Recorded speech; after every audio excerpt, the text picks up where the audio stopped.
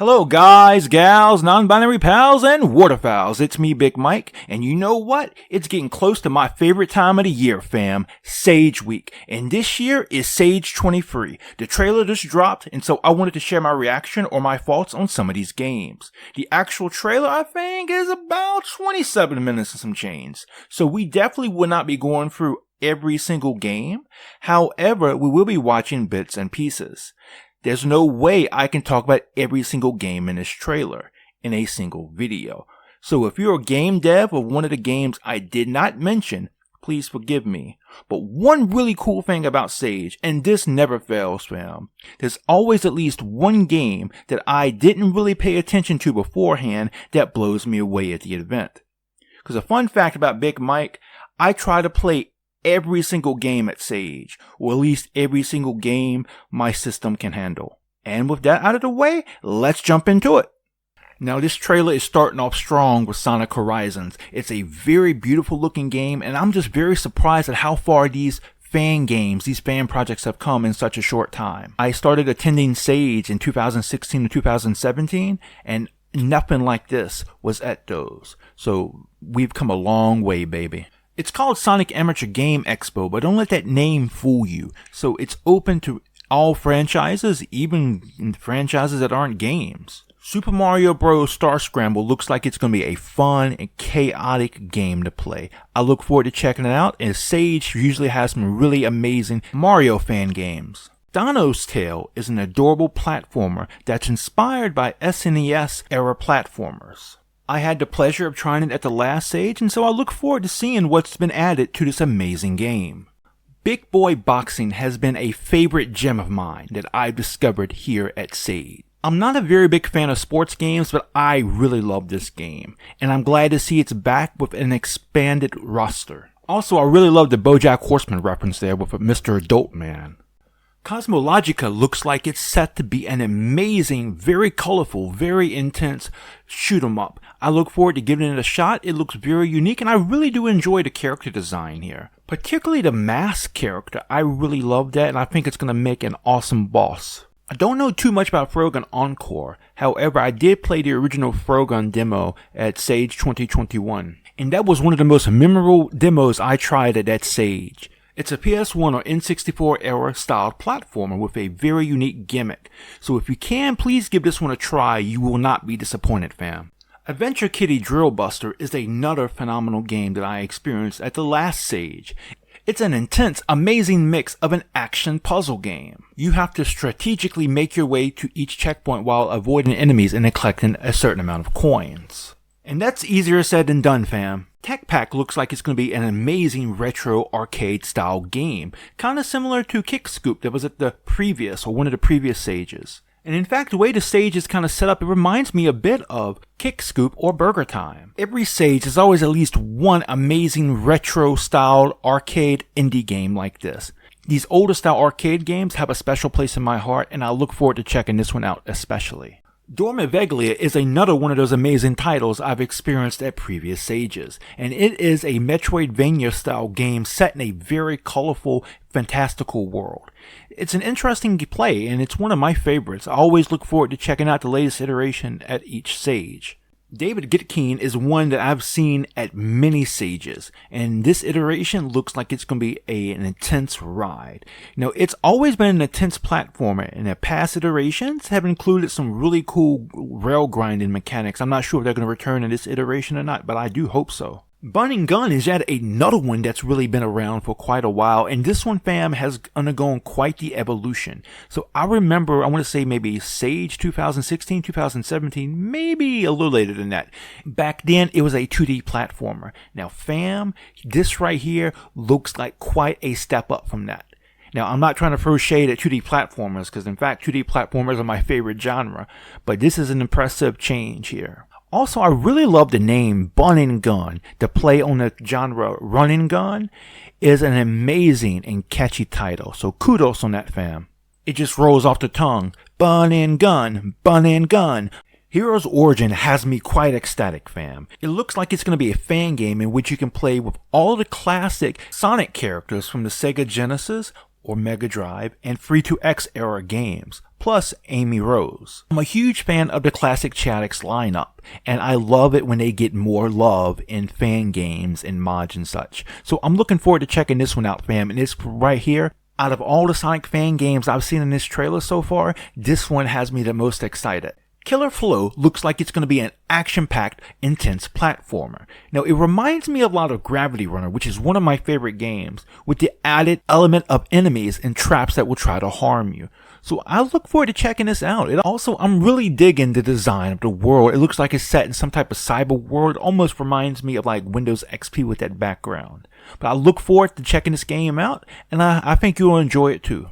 Nights into Dreams Pizza Tower seems like it's going to be a wacky yet intense platformer. Now, I've never played the original Nights into Dreams, so I'm not sure what to expect here, but from the way it looks, I'm really going to enjoy the gameplay mechanics. Okay fam, so Mushroom Kingdom Fusion is a project that I have a deep history with. So I stumbled across this project back around 2008, 2009-ish, somewhere in there. It's like the all-star of platformer games. It's the ultimate crossover when it comes to platformer games. So I'm probably going to forget some, but it includes characters from Super Mario Bros., Sonic the Hedgehog, Metal Slug, Castlevania, Mega Man. It has Arthur from Ghosts and Goblins. It also has Samus Aran and Link, if I'm not mistaken. However, what's really cool is that not only does it have these characters, but it also features worlds with either full stages from past games from those series or elements heavily inspired by games from those series. So please check this one out. I haven't played it, I haven't checked it on it in quite a while, but the last time I played it, it was such an amazing experience. Honestly, I was not expecting to see this here. I can't even tell you the last time I thought about this project. So I'm definitely, if you can't tell by the sound of my voice, I'm definitely excited. I'm looking forward to see what's changed in the world of Mushroom Kingdom Fusion since the last time I checked this project out.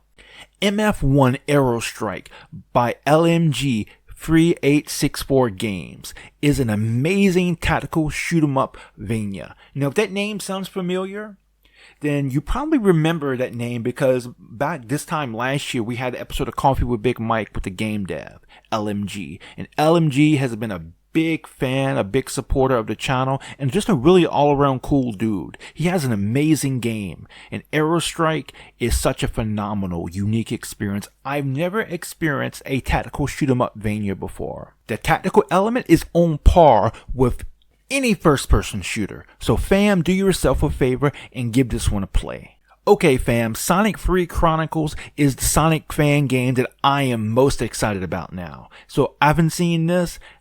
Nothing else even comes close. So one big dream I've had, and I'm a huge fan of mods, of hacks, and fan games featuring Sonic 3 and Knuckles. One thing I've always wanted to see, like new stages based on the multiplayer stages. The multiplayer stages in Sonic 3, they've always seemed so unique, so interesting, but they're very short. There's not a lot to experience. There are no enemies. There's no backstory there. So I'm hoping this will flush that out a bit. And from the look of the trailer, it looks like it does just that. I mean, there was even a boss in one of these stages.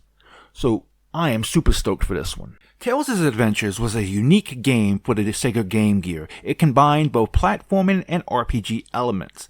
Now, I'm not quite sure if this is going to be a remake or is this some type of mod. I'm not quite sure what the deal is here.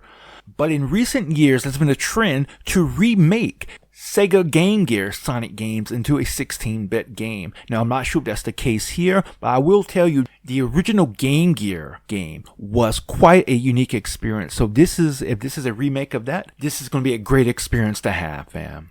Looney Balloony is another one of those games that's been at many stages. It has a very unique gameplay premise, and also the art is really awesome. I really just enjoy looking at how beautiful this game is. It's simple yet beautiful. Sonic Encore looks like it's a breathtaking 3D reimagining of Sonic the Hedgehog 2, or perhaps even all of the classic Sonic games. Regardless, major props to the developer or developers for pulling this off. It looks like an amazingly artistically accurate recreation of these classic gems. Trinity Heart looks like it's going to be an interesting title. The art really catches my eye, but what I really love is the gameplay mechanics. Now, it's no secret that Big Mike loves platformers. However, I'm also very partial to rail grinding. Now, couple both of those mechanics with the intensity shown in this trailer, and I think this is going to be a pretty cool game to check out. Outclass Hunter looks like it's going to be a runner, and if I'm being honest, I'm really digging the levels here. I'm not sure if this is intentional or if I'm reading too much into it, but it kind of reminds me a bit of Mario Kart. Like, especially the first stage that we see, it reminds me of the dock stage in Mario Kart 64. Wario Generic RPG Chapter 2 is a game by Sansmain, who's been a longtime follower and supporter of mine. Having seen this game in development at various stages, I can tell you this is going to be a pretty interesting experience. He has a great sense of humor, and I can tell this is going to be greatly reflected in his project.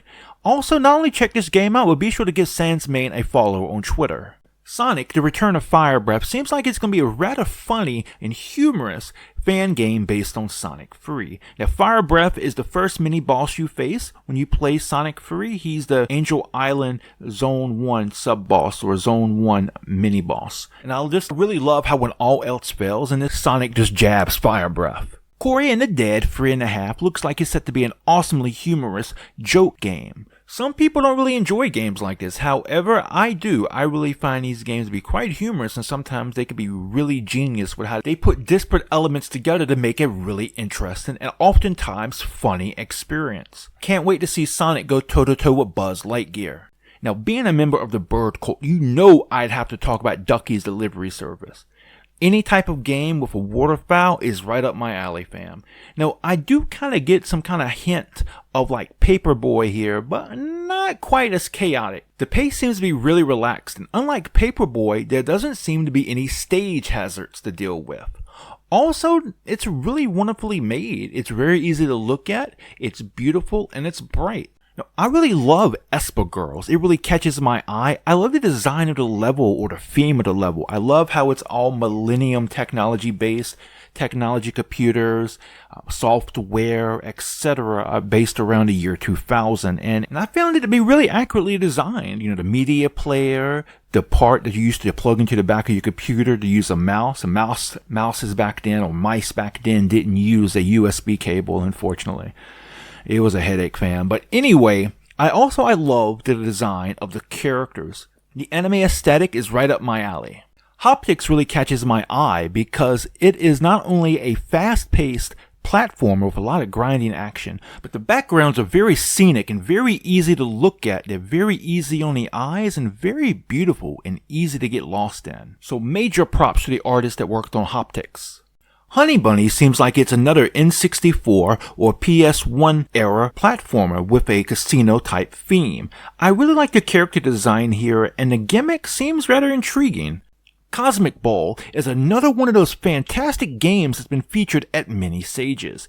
You know, in one of the previous Sages, I've actually had the opportunity to talk to the developer, and he mentioned that the game was inspired by quite a few games, including Dragon Ball Advance Adventure, and if you're familiar with that game, then you can see how the combat is very similar here. Mega Man X and Sonic Blasting Adventure looks like it's going to be an interesting title. So it's Mega Man set in what's either the 8-bit port of the original Sonic the Hedgehog or a demake of that same game, or perhaps even a pirate version of it, such as Smari, for example. I've seen quite a few Mega Man and Sonic hacks. However, I don't think I've ever seen one quite like this, so I'm quite interested to see how this one's going to play. Sonic the Hedgehog Laserdisc looks like it's going to be an epic-sized Sonic game similar to Sonic CD in its gameplay mechanics. One thing I noticed is a time travel feature. Also, I noticed stages from various Sonic games. From what I see so far in the trailer, the developers did a bang-up job of mashing both elements, gameplay mechanics, and stages from these various Sonic games together. Code Bunny is one of the most visually impressive 2D platformers I've seen here at Sage. Now, this has been at Sage for quite a few years, and it's always a pleasure to see it return. But I have to point out, this just isn't eye candy. The gameplay mechanics that are employed by this game are very unique. So you have essentially two different characters, and they each come with their own kind of different play style, and that adds a great deal of variety to this game. So be sure to check out Code Bunny. 63 Little Pieces is a really unique puzzle game. I first came across this at one of the previous Sages, and by far I think it's probably my favorite puzzle game that I've discovered at Sage. It's simple, yet very, very fun and addictive. And I'm gonna be honest here, fam, I was not expecting to see a Beavis and Butthead game at Sage. Beavis and Butthead and the Quest to Score really caught me off my guard, but you know what? I'm a huge fan of the duo. I've been a huge fan since the early 90s, and so I'm definitely gonna be giving this one a play. Meanderland looks like it's a game that's heavily inspired by the Super Mario Land games for the Game Boy. Now, I'm a huge fan of those games, and I feel like they don't get enough love. So I love seeing a fan game, a hack or mod, or even an original game inspired by those games. Sal is a Mario Bros. Inspired game. Now, much like Tech Pack, it seems like it's going to be an retro arcade influence or inspired indie game. And I really do think there's a really good premise here. I love the design. I love the throwback to the original Mario Bros. Arcade game. And I look forward to seeing what else the developer has in store for this game. Kid Bubble is a platformer that harkens back to the 8-bit era of platformers. And honestly, fam, something about this game, and I can't quite put my finger on it, brings to mind Alex Kidd. But regardless, this game really gives me a nostalgia trip. It looks like a game that is faithfully made from that era. And beautifully made too, might I add.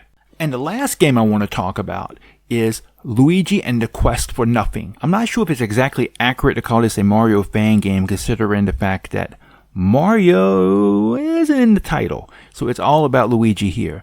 But still, this is one of the most unique, if not the most unique Mario fan game I've stumbled across. This is one of my recurring favorites that have been at numerous Sages previously. And that's going to do it for this video. If you're new to Sage and would like to see what it's all about, I released an episode of Freeloader Gaming on it about this time last year. I'll link it at the end of the video. Be sure to check it out if you're curious. Also, be sure to check out Sage Expo running from September 1st to September 8th this year. I know I will, and I'll be tweeting very heavily about it as well. So that's going to do it, guys, gals, non-binary pals, and waterfowls. Thank you so much for joining me in my first React video. It's a little rough around the edges, but I wanted to do this all straight from the hip, fam. No prep, no research, just my off-the-cuff reaction to what I saw. And with that, we'll call it here, fam.